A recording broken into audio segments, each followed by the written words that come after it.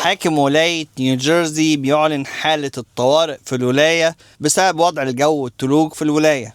ايه اللي بيحصل؟ اتكلمنا في فيديو سابق عن حالة الجو بكرة الثلاث في ولاية نيوجيرسي، وان من المتوقع ان تنزل تلوج كتيرة بكرة في شمال الولاية بالذات.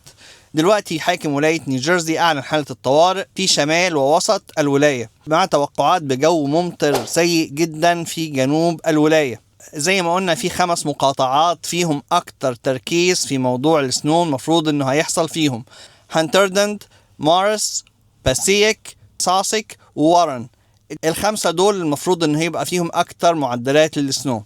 حالة الطوارئ هتبدأ من بكرة الصبح الساعة 5 صباحا. لغاية دلوقتي كمان وضع المدارس مش محدد بالظبط، ولكن في مدارس كتيرة مش هتبقى فاتحة بكرة أو هتفتح متأخر. لغاية دلوقتي إيه هما مش معروف. في مدرسة واحدة بس في ميدلسكس، المدرسة ديت هتفتح متأخر 4 ساعات.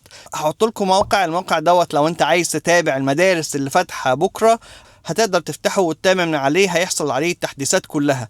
يعني الصبح قبل ما تودي الولاد المدرسة تقدر تفتح الموقع دوت وتقدر تشوف وتعرف بالظبط المدرسة فاتحة ولا لأ وهتفتح امتى بالظبط. الجو دوت بيبقى صعب جدا، الجو دوت بيبقى صعب جدا في القيادة وفي كل حاجة. خلي بالكم من نفسكم، ربنا يسلم الجميع. تحياتي الجميع، لؤي العاصي من نيوجيرسي، مع السلامة.